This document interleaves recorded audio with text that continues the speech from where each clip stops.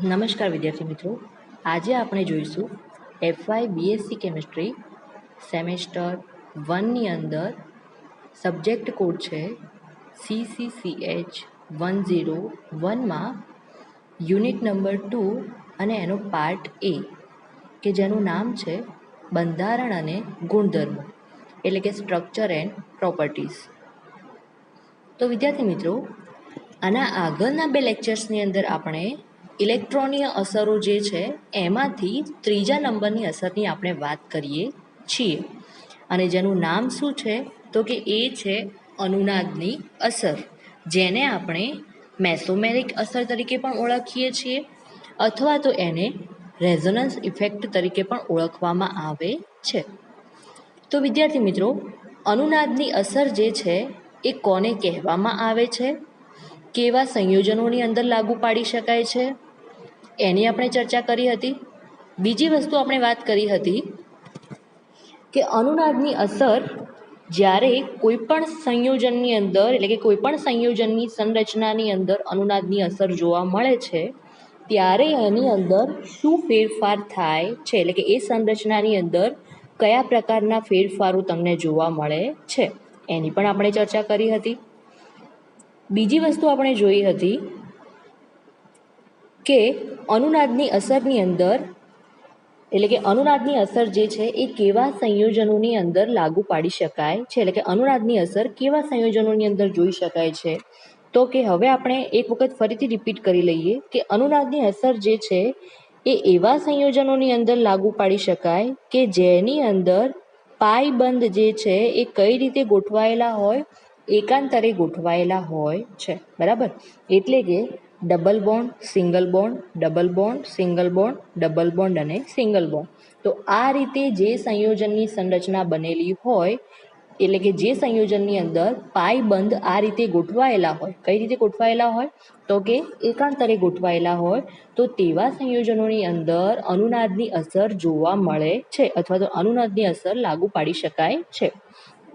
બીજી વસ્તુ આપણે જોઈ હતી કે જ્યારે અનુનાદની અસર થાય છે ત્યારે આ જે પાયબંધ જે છે એ સંયોજનની અંદર સતત શું થયા કરે છે, સ્થાનાંતરિત થયા કરે છે. તો કે એનું સતત સ્થાનાંતરણ થતું રહે છે, જેને આપણે અહીંયા આગળ આ સંયોજનની અંદર સંરચનામાં આ રીતે દર્શાવીએ છીએ. તો આ જે અહીંયા આગળ તમને જે સંયોજનનું સંરચના અથવા તો જે સ્ટ્રક્ચર તમને મળે છે, આ સ્ટ્રક્ચરને આપણે અનુનાદી સંકલ સંરચના તરીકે ઓળખીએ છીએ. બરાબર, તો વિદ્યાર્થી મિત્રો, અહીંયા આગળ આપણે જોયું કે અનુનાદની અસર કેવા સંયોજનોની અંદર લાગુ પાડી શકાય છે. બીજી વસ્તુ કે અનુનાદની અસર જ્યારે થાય છે ત્યારે એની અંદર જે પાયબંધ રહેલા હોય છે એ પાયબંધની અંદર કયા પ્રકારનું સ્થાનાંતરણ તમને જોવા મળે છે એની પણ આપણે ચર્ચા કરી. બીજી વસ્તુ વિદ્યાર્થી મિત્રો કે અનુનાદની અસરમાં આપણે બે એક્ઝામ્પલ જોયા, જેમાંથી એક આપણે જોયું કે CO2 એટલે કે કાર્બન ડાયોક્સાઇડની અંદર અનુનાદની અસર કઈ રીતે તમને જોવા મળે છે. બરાબર, અને એની અંદર જે પાયબંધ જે છે અથવા તો પાય ઇલેક્ટ્રોન જે છે એ કઈ રીતે સ્થાનાંતરણ કરે છે એની પણ આપણે ચર્ચા કરી.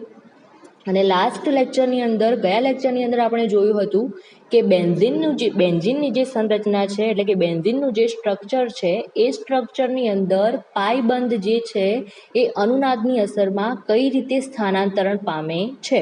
અને એની અંદર આપણે જોયું હતું કે અનુનાદની અસરમાં બેન્ઝીનની અંદર જે પાયબંધ જે છે એ અનુનાદની અસર થાય છે ત્યારે એનામાં કયા કયા પ્રકારના ફેરફારો તમને જોવા મળે છે એ આપણે જોયું હતું. તો અહીંયા આગળ અનુનાદની અસર થઈ એટલે કે બેન્ઝીનની અંદર અનુનાદની અસર થઈ અને જે તમને સ્ટ્રક્ચરો મળે છે એ સંરચનાઓને આપણે અનુનાદી સંરચનાઓ તરીકે ઓળખીએ છીએ, એટલે કે રેઝોનન્સ સ્ટ્રક્ચર તરીકે એને ઓળખીએ છીએ. બીજી વસ્તુ વિદ્યાર્થી મિત્રો જોઈએ કે બેન્ઝીનના સ્ટ્રક્ચરની અંદર આપણે જોયું હતું કે બેન્ઝીનના બે પ્રકારના સ્ટ્રક્ચરો સંભવિત છે. બરાબર, અને એ બે પ્રકારના સ્ટ્રક્ચરો કયા કયા છે તો કે એક જે સંરચના એટલે કે સ્ટ્રક્ચર છે કે જેની અંદર પાયબંધ આ રીતે ગોઠવાયેલા છે અને એવું ને એવું જ એક બીજું સંયોજનનું સંરચના એટલે કે બેન્ઝીનનું એક બીજી સંરચના છે કે જેની અંદર પાઈ બંધ જે છે એ કંઈક આ પ્રમાણે ગોઠવાયેલા હોય છે. તો આ બંને જે સ્ટ્રક્ચર આપણે દોર્યા છે આ બંને સ્ટ્રક્ચર કોના છે? બેન્ઝીનના જ છે. પરંતુ અહીંયા આગળ ફરક ક્યાં આગળ છે? ફક્ત એની અંદર જે પાઈ બંધ છે એ પાઈ બંધના સ્થાનની અંદર જ અહીંયા આગળ ફક્ત તમને ફેરફાર જોવા મળે છે. તો અહીંયા આગળ જે બે સંરચનાઓ તમને દોરેલી છે એ બંને કેવી છે? સમાન સંરચનાઓ છે, બરાબર? કે બંનેની અંદર તમને અનુનાદની પ્રક્રિયા સમાન એટલે કે સરખા પ્રમાણમાં તમને જોવા મળે છે. કોઈ પણ બેન્ઝીનની પ્રક્રિયા લેવી હોય તો એની અંદર તમે આ સ્ટ્રક્ચર પણ દોરી શકો અથવા તો આ સ્ટ્રક્ચરને પણ દોરી શકો છો. બીજી વસ્તુ વિદ્યાર્થી મિત્રો કે આ જે બે સંરચનાઓ બેન્ઝીનની આપણે દર્શાવી એ બંને સંરચનાઓ સૌપ્રથમ કયા વૈજ્ઞાનિકે શોધી હતી? તો કે બેન્ઝીનનું સૌપ્રથમ સ્ટ્રક્ચર જે છે એ કેક્યુલે નામના વૈજ્ઞાનિકે સૌપ્રથમ શોધ્યું હતું. અને એણે કહ્યું હતું કે બેન્ઝીનના કુલ બે પ્રકારની સંરચનાઓ એટલે કે બે પ્રકારના સ્ટ્રક્ચર સંભવિત છે કે જેની અંદર ફરક શું છે? તો ફક્ત પાઈ બંધનું જે સ્થાન છે એની અંદર જ ફેરફાર તમને જોવા મળે છે. તો વિદ્યાર્થી મિત્રો, લાસ્ટ લેક્ચરની અંદર આપણે એ પણ જોયું હતું કે અનુનાદની અસર અથવા તો જે મેસોમેરિક અસર જે છે એની વ્યાખ્યા તમારે પૂછાય તો એની વ્યાખ્યા કયા પ્રમાણે લખવી એની પણ આપણે ચર્ચા કરી હતી, બરાબર? હવે આ લેક્ચરની અંદર આપણે જોઈશું કે અનુનાદની જે પ્રક્રિયા થાય છે એ પ્રક્રિયા માટે અમુક નિયમો છે, બરાબર? એટલે કે અનુનાદની અસરની અંદર કયા પ્રકારના નિયમો લાગુ પાડી શકાય છે અથવા તો કયા પ્રકારના નિયમો હોય તો જ તમે એની અંદર અનુનાદની અસર લાગુ પાડી શકો છો. તો અહીંયા આગળ આપણે અનુનાદના સિદ્ધાંત એટલે કે અનુનાદનો જે નિયમ છે એની અમુક ધારણાઓની અહીંયા આગળ આપણે ચર્ચા કરીશું. જેમાંથી પ્રથમ નિયમ છે કે એ તમને બધાને ખબર જ છે કે અનુનાદની જે પ્રક્રિયા થાય છે એની અંદર પાઈ ઇલેક્ટ્રોન જે છે, પાઈ ઇલેક્ટ્રોન એટલે કયા? તો કે જે ડબલ બોન્ડની અંદર દર્શાવેલા છે સ્ટ્રક્ચરની અંદરની બાજુ જે બોન્ડ દર્શાવેલો છે એ કયા છે? પાઈ ઇલેક્ટ્રોન, બરાબર? એ પાઈ બંધ છે અને એ પાઈ બંધની અંદર જે ઇલેક્ટ્રોન છે એને આપણે શું કહીશું? પાઈ ઇલેક્ટ્રોન તરીકે ઓળખીએ છીએ. તો આ જે પાઈ ઇલેક્ટ્રોન છે અથવા તો એને કહી શકીએ એકાકી ઇલેક્ટ્રોન, બરાબર? કયા ઇલેક્ટ્રોન કહેવામાં આવે? એને એકાકી ઇલેક્ટ્રોન તરીકે ઓળખવામાં આવે છે. તો આ અનુનાદની અસરની અંદર જે પાઈ ઇલેક્ટ્રોન અથવા તો જે એકાકી ઇલેક્ટ્રોન છે એ ઇલેક્ટ્રોનના સ્થાન પરિવર્તનને કારણે અનુનાદની જે સંરચના છે એ સંભવી શકે છે. હવે તમને બધાને ખબર જ છે કે અનુનાદની અસર કોની અંદર શક્ય છે કે સંયોજનની અંદર કયા પ્રકારના ફેરફાર થાય તો અનુનાદની અસર થઈ શકે? તો કે અનુનાદની જે અસર છે એ એની અંદર એટલે કે સંરચનાની અંદર જે પાઈ ઇલેક્ટ્રોન આપેલા છે એ પાઈ ઇલેક્ટ્રોનનું જો સ્થાન પરિવર્તન થાય એટલે કે સતત સ્થાનાંતરિત થતા રહે તો જ તમને અનુનાદની અસર ત્યાં આગળ જોવા મળે છે. એટલે અહીંયા આગળ આપણે જોયું કે અનુનાદી સંરચના ક્યારે સંભવિત થઈ શકે છે? કે જ્યારે સંરચનાની અંદર આવેલા જે પાઈ ઇલેક્ટ્રોન અથવા તો જે એકાકી ઇલેક્ટ્રોન જે છે એનું સતત શું થતું રહે? તો કે સ્થાન પરિવર્તન થતું રહે. તો એના કારણે તમને અનુનાદી સંરચનાઓ જોવા મળે છે. જેમાંથી અહીંયા આગળ તમને એક એક્ઝામ્પલ આપ્યું છે અને એ એક્ઝામ્પલની અંદર જે સંરચના તમને આપેલી છે એ સંરચનાનું નામ છે એટલે કે સ્ટ્રક્ચરનું નામ છે સાયક્લોપ્રોપેન કેટાયન, બરાબર? એટલે કે સાયક્લોપ્રોપેનનું તમને સ્ટ્રક્ચર આપેલું છે અને એની અંદર કયો આયન આપેલો છે? તો કે કેટ આયન એટલે કે ધન આયન તમને આપેલો છે. તો કે આ જે સાયક્લોપ્રોપેનનું જે સ્ટ્રક્ચર છે એ સ્ટ્રક્ચરની અંદર અનુનાદની અસર થઈ અને એની અનુનાદી સંરચનાઓ તમને કયા પ્રમાણે મળે છે અથવા તો કેટલી મળે છે એની અહીંયા આગળ આપણે ચર્ચા કરીશું. તો કે સૌપ્રથમ જે સ્ટ્રક્ચર આપેલું છે એની અંદર પાઈ બંધ જુઓ તો કે એકાંતરે આપેલો છે, બરાબર? સિંગલ બોન્ડ, ડબલ બોન્ડ અને સિંગલ બોન્ડ એ પ્રમાણે તમને અહીંયા આગળ આપેલો છે, બરાબર. તો આ સ્ટ્રક્ચરની અંદર હવે પાઈ બંધનું શું થશે, સ્થાનાંતરણ, એટલે કે પાઈ ઇલેક્ટ્રોન જે છે એનું શું થશે, સ્થાન પરિવર્તન થાય છે. અને એ પાઈ ઇલેક્ટ્રોન જે છે એનું સ્થાન એના પછીના સ્થાનની અંદર, એટલે કે એ પાઈ ઇલેક્ટ્રોન એના પછીના સ્થાનની અંદર સ્થાનાંતરિત થશે. તો એ ક્યાં આગળ આપણે દર્શાવીએ છીએ, બીજા નંબરની જે સ્ટ્રક્ચર છે એની અંદર આપણે અહીંયા આગળ દર્શાવીએ છીએ. બીજી વસ્તુ આપણે જોઈએ કે પાઈ ઇલેક્ટ્રોનનું સ્થાનાંતરણ થયું તો એના કારણે જે ધન આયન જે છે એનું પણ સ્થાન પરિવર્તન થાય છે. ક્યાં આગળ સ્થાન પરિવર્તન થશે, તો કે એના પછીના સ્થાનની અંદર એનું સ્થાન પરિવર્તન થાય છે. તો ધન આયન જે છે એ ક્યાં આગળ બીજા સ્ટ્રક્ચરની અંદર અહીંયા આગળ શિફ્ટ થયેલો તમને જોવા મળે છે. હવે એ જ પ્રમાણે ફરીથી અહીંયા આગળ જે પાઈ બંધના ઇલેક્ટ્રોન આપેલા છે એ પાઈ બંધના ઇલેક્ટ્રોન એના પછીના સ્થાનની અંદર સ્થાન પરિવર્તન પામે છે, બરાબર. તો ત્રીજા નંબરના સ્ટ્રક્ચરની અંદર તમને આ પ્રમાણે પાઈબંધ જોવા મળે છે. અને જે ધન આયન તમને આપેલો છે એ પણ એના પછીના સ્થાનમાં જશે, બરાબર. તો એ તમને લાસ્ટ સ્ટ્રક્ચરની અંદર અહીંયા આગળ દર્શાવેલો તમને જોવા મળે છે. તો આ જે સાયક્લોપ્રોપેન જે કેટાયન તમને આપેલો છે એના કુલ કેટલી અનુનાદી સંરચનાઓ તમને મળે છે, કુલ 3 અનુનાદી સંરચનાઓ તમને અહીંયા આગળ મળે છે.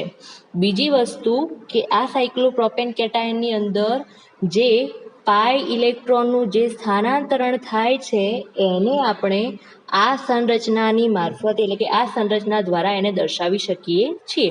જેમ બેન્ઝીનમાં આપણે દર્શાવતા હતા કે બેન્ઝીનની સંકર અનુનાદી સંરચના કઈ હતી, તો કે એને આપણે આ રીતે દર્શાવતા હતા, બરાબર. તો સાયક્લોપ્રોપેન જે કેટાયન છે એની સંકર સંરચના કઈ થાય છે, તો એને આપણે આ પ્રમાણે દર્શાવી શકીએ છીએ. તો આ આપણે જોઈ એક ધારણા, બરાબર, કે આ થયો અનુનાદનો એક નિયમ.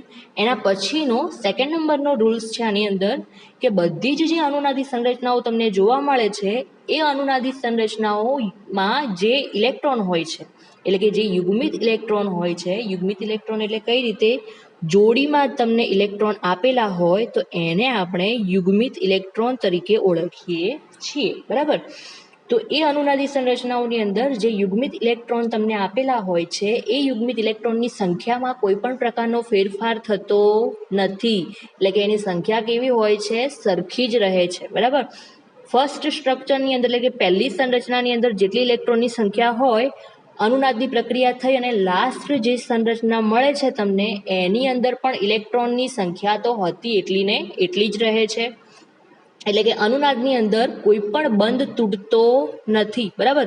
પરંતુ ઇલેક્ટ્રોન યુગ્મનું શું થાય છે, ફક્ત એનું સ્થાન જ બદલાય છે. એટલે કે ઇલેક્ટ્રોનની સંખ્યાની અંદર કોઈ પણ પ્રકારનો ફેરફાર થતો નથી, પરંતુ શેમાં ફેરફાર થાય છે, ફક્ત એ જે ઇલેક્ટ્રોન યુગ્મ તમને આપેલું છે એ ઇલેક્ટ્રોન યુગ્મના સ્થાનની અંદર જ ફક્ત ફેરફાર તમને જોવા મળે છે, બરાબર. અને થર્ડ નંબરની આપણે રૂલ્સ જોઈએ આની અંદર, તો કે બધી જ જે તમને અનુનાદી સંરચનાઓ તમને જોવા મળે છે. હવે અનુનાદી સંરચનાઓ એટલે કઈ, ધારો કે આપણે સાયક્લોપ્રોપેન કેટાયનની જ વાત કરી, તો સાયક્લોપ્રોપેન કેટાયનની અંદર અનુનાદની પ્રક્રિયા થઈ અને આ જે કુલ 3 સ્ટ્રક્ચર જે તમને મળે છે, એટલે કે કુલ જે 3 સંરચનાઓ તમને મળે છે એ સંરચનાઓને અનુનાદી સંરચનાઓ તરીકે ઓળખવામાં આવે છે. તો આ પ્રકારે જે અનુનાદી સંરચનાઓ તમને મળે છે એ અનુનાદી સંરચનાઓ અનુનાદી સંકર સંરચનાઓમાં એક સરખો ફાળો આપતી નથી. હવે ધારો કે આપણે એની અંદર એક્ઝામ્પલની વાત કરી લઈએ, તો કે અહીંયા આગળ 1,3-બ્યુટાડાઇન તમને આપેલો છે. કયું એક્ઝામ્પલ તમને આપેલું છે, 1,3-બ્યુટાડાઇન તમને આપેલો છે. એની અંદર પણ તમને પાઈબંધ દર્શાવેલા છે, જુઓ તો કે ડબલ બોન્ડ, સિંગલ બોન્ડ અને ડબલ બોન્ડ આ પ્રકારે દર્શાવેલા છે, બરાબર. એટલે કે CH2 double bond CH, single bond CH, double bond CH2, જેનું નામ શું છે, તો કે 1,3-બ્યુટાડાઇન. તો આ 1,3-બ્યુટાડાઇન જે છે એની અનુનાદી જે સંકર સંરચના તમને મળે છે એ સંકર સંરચનાઓ, એટલે કે એ અનુનાદી સંકર સંરચનામાં આ જે અનુનાદી સંરચનાઓ તમને મળે છે એ એક સરખો ફાળો આપતી નથી, બરાબર. એનો મતલબ શું કે અહીંયા આગળ તમને આ જે સંરચના તમને દર્શાવેલી છે એ કેવી છે? અધ્રુવીય છે. અને આ બંને જે સંરચનાઓ તમને દર્શાવેલી છે એ કેવી છે? ધ્રુવીય છે. હવે ધ્રુવીય એટલે શું અને અધ્રુવીય એટલે શું એ પણ તમને ખબર હોવી જ જોઈએ. તો કે ધ્રુવીય એટલે શું? કે જેની અંદર ધન આયન અને ઋણ આયન આ બંને આયનો તમને જોવા મળે તો એને આપણે ધ્રુવીય સંરચના તરીકે ઓળખીએ છીએ. અને જે સંરચનાની અંદર કોઈ પણ પ્રકારનો વીજભાર ના આવેલો હોય તો એને આપણે અધ્રુવીય સંરચના તરીકે ઓળખીએ છીએ. તો અહીંયા આગળ ધારો કે આપણે વાત કરીએ કે અધ્રુવીય સંરચના એટલે કઈ સંરચના? તો કે આ સંરચના આપેલી છે, બરાબર. તો આ અધ્રુવીય સંરચનાઓ જે છે એ કેવી હોય છે? વધુ સ્થાયી હોય છે. કોની સરખામણીની અંદર? તો કે ધ્રુવીય સંરચનાઓની સરખામણીમાં આ જે અધ્રુવીય સંરચનાઓ આપેલી છે એ અધ્રુવીય સંરચના કેવી હોય છે? વધુ સ્થાયી હોય છે. એટલે કે ઓછી સ્થાયી જે ધ્રુવીય સંરચનાઓ જે છે એની સરખામણીમાં અનુનાદી જે સંકર સંરચના તમને મળે. અનુનાદી સંકર સંરચના એટલે કઈ? તો કે જે સ્ટ્રક્ચર તમને આપેલું હોય અને એ સ્ટ્રક્ચરની અંદર ઇલેક્ટ્રોનના સ્થાનાંતરણને આ પ્રકારે દર્શાવેલું હોય તો આ જે અનુનાદી સંકર સંરચના તમને મળે છે એ અનુનાદી સંકર સંરચનામાં કઈ અનુનાદી સંરચના સૌથી વધુ ભાગ ભજવે છે? કોણ સૌથી વધુ ફાળો આપે છે? તો કે અધ્રુવીય જે સંરચના આપેલી હોય છે એ સૌથી વધુ ફાળો આપે છે. અને એની અંદર આપણે 1,3-બ્યુટાડાઇનનું એક્ઝામ્પલ લઈને આપણે જોયું છે, બરાબર. હવે અહીંયા આગળ આપણે વાત કરીએ કે આ જે સંરચના છે એમાંથી અનુનાદની પ્રક્રિયા થઈને તમને આ પ્રકારનું સ્ટ્રક્ચર કઈ રીતે મળે છે? તો એની અંદર શું થયું છે? તો કે પાઈ બંધ જે છે એના સ્થાનમાં પરિવર્તન થયું છે. તો કે પ્રથમ જે સ્ટ્રક્ચર જે છે એની અંદર સૌપ્રથમ જે ફર્સ્ટ પાઈ બંધ તમને આપેલો છે એ એના પછીના સ્થાનની ઉપર કન્વર્ટ થાય છે, બરાબર. સ્થાનાંતરણ પામે છે. તો તમને આ પ્રકારનું સ્ટ્રક્ચર મળશે કે CH2માં તો જે કાર્બન છે એને શું કર્યું છે? ઇલેક્ટ્રોનને દાન કર્યું છે. તો એની પર કયો ચાર્જ આવશે? પ્લસ ચાર્જ આવશે. અને સેકન્ડ નંબરનો જે કાર્બન છે એને શું કર્યું છે? ઇલેક્ટ્રોનને ગ્રહણ કર્યા છે. તો એની પર કયો ચાર્જ આવશે? માઇનસ ચાર્જ આવે છે. અને બાકી જે છે એ તો હતા એમના એમ જ છે. હવે બીજા સ્ટ્રક્ચરની અંદર આપણે વાત કરીએ તો કે ફરીથી આ માઇનસ ચાર્જ છે એટલે કે પાઈ ઇલેક્ટ્રોન જે છે એ શું કરશે? એના પછીના સ્થાનમાં જશે, બરાબર. તો હવે શું થશે અહીંયા આગળ? તો કે અહીંયા આગળ શું બનશે? પાઈ બંધ બને છે અને ઇલેક્ટ્રોન જે છે એ ફરીથી અહીંયા આગળ આ પાઈ બંધ જે છે એમાંથી ઇલેક્ટ્રોન એના પછીના કાર્બનની ઉપર શિફ્ટ થાય છે. તો એની ઉપર કયો ચાર્જ આવે છે? અહીંયા આગળ માઇનસ ચાર્જ તમને જોવા મળે છે. તો આ પ્રમાણે આપણે ધ્રુવીય સંરચના અધ્રુવીય સંરચનામાંથી ધ્રુવીય સંરચનાઓ કઈ રીતે બનાવી શકીએ છીએ અનુનાદની પ્રક્રિયાની અંદર એની આપણે અહીંયા આગળ ચર્ચા કરી. એના પછીનો જે નિયમ છે એની આપણે વાત કરીએ તો કે અનુનાદી જે સંકર સંરચના છે તેને અનુરૂપ તેમાં ફાળો આપતી બધી જ સંરચનાઓ કરતાં વધુ સ્થાયી હોય છે, બરાબર. એટલે કે અનુનાદી જે સંકર સંરચના છે તેને અનુરૂપ તેમાં ફાળો આપતી બધી જ સંરચનાઓ કરતાં વધુ સ્થાયી હોય છે, બરાબર. એટલે કે શું?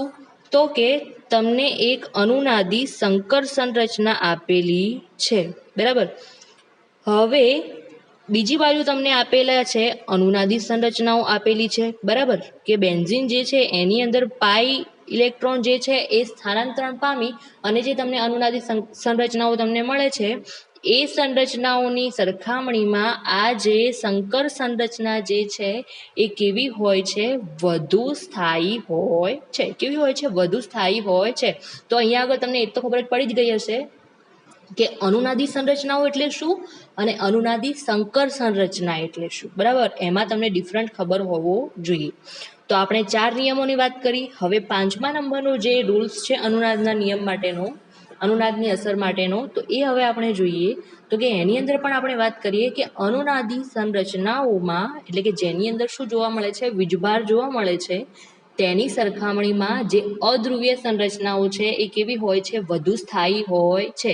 જેમ આપણે આગળ ત્રીજા નિયમમાં વાત કરીએ એ જ પ્રમાણે કે ત્રીજા નિયમની અંદર આપણે 1,3-બ્યુટાડાઇનની અંદર જોયું એ જ પ્રમાણે કે અધ્રુવીય સંરચનાઓ જે છે એ ધ્રુવીય કરતાં કેવી હોય છે? વધુ સ્થાયી હોય છે. જેમાં આપણે અહીંયા આગળ એક્ઝામ્પલ લઈને જોઈ લઈએ કે તમને કાર્બોક્સિલિક એસિડ તમને અહીંયા આગળ આપેલો છે જેની અંદર ફર્સ્ટ સ્ટ્રક્ચર જે તમને આપેલું છે એ કેવું છે? અધ્રુવીય છે, કે જેની અંદર કોઈ પણ પ્રકારનો વીજભાર તમને જોવા મળતો નથી. જ્યારે બીજું જે સ્ટ્રક્ચર છે એ કેવું છે? ધ્રુવીય છે. બરાબર.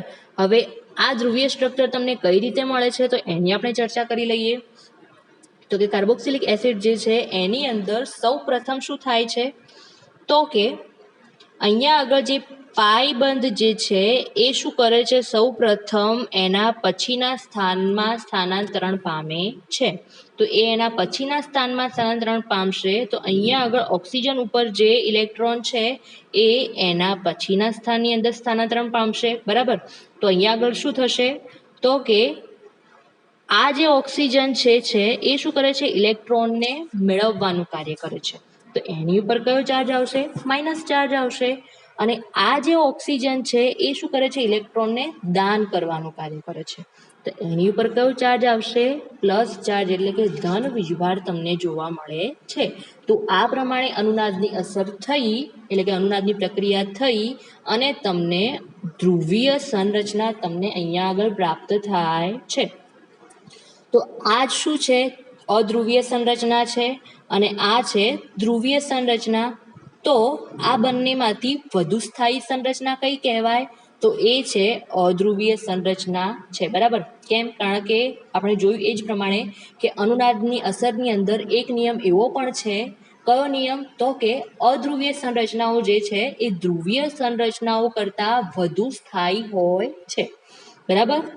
હવે એના પછી છઠ્ઠા નંબરનો જે રૂલ્સ છે એની આપણે વાત કરી લઈએ. તો કે આણ્વીય સંરચના, એટલે કે અણુની જે સંરચના તમને જોવા મળે છે એ અણુની સંરચના દ્વારા જેટલી વધુ અનુનાદી સંરચનાઓ તમને મળે છે એ અણુનું સ્થાયિત્વ, એટલે કે એ અણુની સ્થિરતા એટલી જ વધુ તમને પ્રાપ્ત થાય છે. એટલે કે એની સ્થિરતા એટલી જ વધુ થાય છે. બરાબર. હવે એ કઈ રીતે?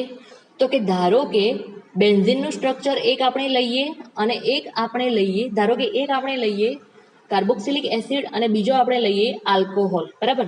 તો કે કાર્બોક્સિલિક એસિડ અને આલ્કોહોલ આ બંનેમાંથી કોની સ્થિરતા વધુ છે અને એ આપણે જો અનુનાદની અસરથી નક્કી કરીએ તો એની અંદર કાર્બોક્સિલિક એસિડ જે છે એની સ્થિરતા વધુ હોય છે. કેમ?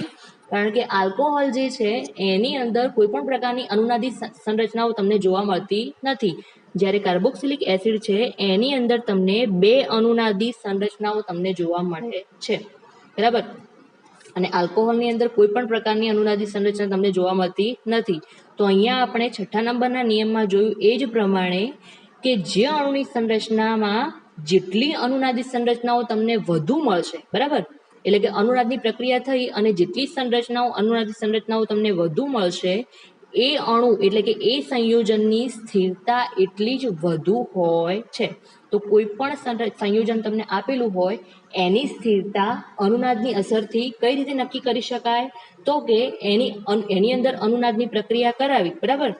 અને અનુનાદની પ્રક્રિયા થઈ અને કેટલા પ્રમાણમાં તમને અનુનાદી સંરચનાઓ મળે છે એની સંખ્યાના આધારે તમે એ સંયોજનની સ્થિરતા નક્કી કરી શકો છો.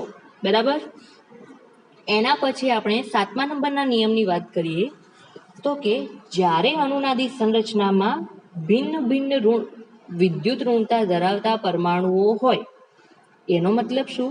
તો કે અનુનાદી સંરચનાઓ તમને જ્યારે જોવા મળે છે એ અનુનાદી સંરચનાઓની અંદર જુદી જુદી વિદ્યુત ઋણતા ધરાવતા પરમાણુઓ જો તમને આપેલા હોય, કેવી વિદ્યુત ઋણતા ધરાવતા? જુદી જુદી વિદ્યુત ઋણતા ધરાવતા પરમાણુઓ તમને આપેલા હોય. ધારો કે ફર્સ્ટ જે સંરચના તમને આપેલી છે એમાં એક છે કાર્બન અને બીજો કોણ છે? ઓક્સિજન છે. આ બંને જે છે એમની વિદ્યુત ઋણતા કેવી છે? જુદી જુદી છે. બરાબર. તો આ બંનેની વિદ્યુત ઋણતા કેવી છે? જુદી જુદી. તો કે એવી અનુનાદી સંરચના કે જેની અંદર જુદી જુદી વિદ્યુત ઋણતા ધરાવતા પરમાણુઓ આવેલા હોય, તો અનુનાદી સંકરમાં, એટલે કે અનુનાદી જે સંકર સંરચના મળે છે તમને, એ અનુનાદી સંકરમાં તે અનુનાદી સંરચનાઓનો ફાળો કેવો હોય છે? અધિક હોય છે. કેવી? હવે કોનો અધિક હોય? તો કે કેવી સંરચનાનો ફાળો સૌથી વધુ અધિક હોય? તો કે જેની અંદર વધુ વિદ્યુત ઋણ જે પરમાણુ હોય એની ઉપર કેવો ચાર્જ તમને જોવા મળે? ઋણ વીજભાર તમને જોવા મળે. બરાબર, એટલે કે જેની વિદ્યુત ઋણતા તમને અહીંયા આગળ એવી સંરચના આપેલી છે, અનુનાદી સંરચના, કે જેની અંદર બે જુદી જુદી વિદ્યુત ઋણતા ધરાવતા પરમાણુઓ તમને આપેલા છે.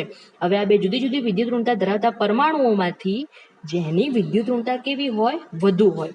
એટલે કે આપણે વાત કરી લઈએ કે કોની વિદ્યુત ઋણતા વધુ છે, તો તમને બધાને ખબર જ છે કે ઓક્સિજનની વિદ્યુત ઋણતા કાર્બન કરતાં કેવી છે? વધુ છે. બરાબર, તો કે જેની વિદ્યુત ઋણતા વધુ હોય એ પરમાણુની ઉપર કયો વીજભાર લાગુ પડે? તો કે જેની વિદ્યુત ઋણતા વધુ હોય એ પરમાણુની ઉપર ઋણ વીજભાર જો હાજર હોય તો એ સંરચના અનુનાદી સંકર સંરચનામાં સૌથી વધુ ફાળો આપે છે. બરાબર, તો આ બંને જે તમને સંરચનાઓ આપેલી છે એ બંનેમાંથી કઈ સંરચના અનુનાદી સંકર સંરચનામાં વધુ ફાળો આપશે? તો એ તમે કયા આધારે નક્કી કરી શકો? તો કે અનુનાદની અસરનો જે 7મા નંબરનો નિયમ છે એના આધારે નક્કી કરી શકો, કે જેમાંથી આપણે જોયું એ જ પ્રમાણે કે તમને એવી અનુનાદી સંરચના આપેલી હોય કે જેની અંદર બે જુદી જુદી વિદ્યુત ઋણતા ધરાવતા પરમાણુઓ તમને આપેલા હોય અને એ બે જુદી જુદી વિદ્યુત ઋણતા ધરાવતા પરમાણુઓમાંથી જેની વિદ્યુત ઋણતા કેવી હોય? વધુ હોય. એ વધુ વિદ્યુત ઋણતા ધરાવતા પરમાણુની ઉપર શું હોય? ઋણ વીજભાર જો આવેલો હોય તો એ સંરચના અનુનાદી સંકર સંરચનામાં સૌથી વધુ ફાળો આપી શકે છે. હવે તો આ બંનેમાંથી એવી સંરચના કઈ છે? તો કે એ છે 2nd નંબરની સંરચના. બરાબર, કે જેની અંદર ઓક્સિજનની વિદ્યુત ઋણતા કેવી છે? કાર્બનને ઓક્સિજનમાંથી વિદ્યુત ઋણતા કોની વધુ? ઓક્સિજનની વધુ છે. તો ઓક્સિજનની ઉપર કયો ચાર્જ છે? ઋણ વીજભાર છે. બરાબર, તો આ જે બીજા નંબરની અનુનાદી સંરચના છે એ અનુનાદી સંકર સંરચનામાં સૌથી વધુ ફાળો આપી શકે છે. તો 7મા નંબરનો નિયમ પણ આપણે જોયો. હવે અનુનાદી અસરનો લાસ્ટ નંબરનો જે નિયમ છે એ છે કે અનુનાદની જે પ્રક્રિયા થાય છે એ અનુનાદની પ્રક્રિયામાં જે પી કક્ષકો આપેલી છે એ પી કક્ષકો મહત્તમ અતિવ્યાપન એટલે શું? તો કે ઓવરલેપિંગ એટલે શું? તો કે એકની ઉપર એક સંરચનાની ઉપર બીજી સંરચના આવે છે. બરાબર, જેને આપણે ઓવરલેપિંગ એટલે કે અતિવ્યાપન તરીકે ઓળખીએ છીએ. તો કે આ ઓવરલેપિંગ માટે સમતલીય સંરચના તથા સંયુગ્મન એટલે કે એકાંતરિતા હોવી જોઈએ. બરાબર, એટલે શું? તો કે એવી સંરચનાની અંદર અનુનાદની અસર લાગુ પાડી શકાય કે જેની અંદર અતિવ્યાપન એટલે કે પાયબંધ જે છે એ કઈ રીતે આવેલા હોવા જોઈએ? એકાંતરિત એટલે કે એકાંતરે આવેલા હોવા જોઈએ. એટલે single bond, double bond, single bond, double bond, single bond અને ડબલ બોન્ડ. બરાબર, તો આ પ્રકારની સંરચનાની અંદર અનુનાદની અસર લાગુ પાડી શકાય છે. બરાબર, તો વિદ્યાર્થી મિત્રો, આજના લેક્ચરની અંદર આપણે જોયું કે અનુનાદની જે અસર છે એની માટે કયા નિયમો લાગુ પાડી શકાય છે. એટલે કે એને અમુક ધારણાઓ છે, એના અમુક નિયમ છે કે આ નિયમ જો તમને આ પ્રકારનો નિયમ જો તમને કોઈ પણ સંરચનામાં જોવા મળે તો ત્યાં આગળ અનુનાદની અસર થઈ શકે છે. બરાબર, અથવા તો કોઈ સંરચનાની અંદર તમને આ પ્રકારનો નિયમ જોવા મળે તો એની અંદર અનુનાદની અસર થઈ શકે છે. બરાબર, અને આ અનુનાદની અસરના આધારે તમે એ જે છે એમાં નક્કી કરી શકો છો કે કઈ અનુનાદી સંરચના જે છે એ સૌથી વધુ ફાળો અનુનાદી સંકર સંરચનાને આપી શકે છે, અથવા તો બે જે તમને સંરચનાઓ આપેલી હોય એ બંનેમાંથી કોની સ્થાયિત્વ એટલે કે કોની સ્થિરતા વધુ એટલે કે એની સ્થિરતા નક્કી કરવા માટે પણ તમે અનુનાદના નિયમો જે આપેલા હોય છે એનો ઉપયોગ કરી શકો છો. તો વિદ્યાર્થી મિત્રો, આજના લેક્ચરમાં આપણે જોયું કે અનુનાદની અસરને લાગુ પડતા અમુક જે નિયમો છે એ નિયમોની આપણે ચર્ચા કરી. હવે આના નેક્સ્ટ લેક્ચરમાં આપણે જોઈશું કે અનુનાદની અસર અથવા તો જે મેસોમેરિક પ્રભાવ છે એની અંદર કયા પ્રમાણે તમને એ અસરો જોવા મળે છે, જેમાંથી અનુનાદની અસર એટલે કે રેઝોનન્સ ઇફેક્ટ, જેના બે પ્રકારો છે, -R અને +R, અને મેસોમેરિક પ્રભાવ એટલે કે મેસોમેરિક ઇફેક્ટ જે છે એના પણ બે પ્રકારો છે, -m અને +m. તો એની ચર્ચા હવે આપણે કરીશું આના નેક્સ્ટ લેક્ચરની અંદર. Thank you.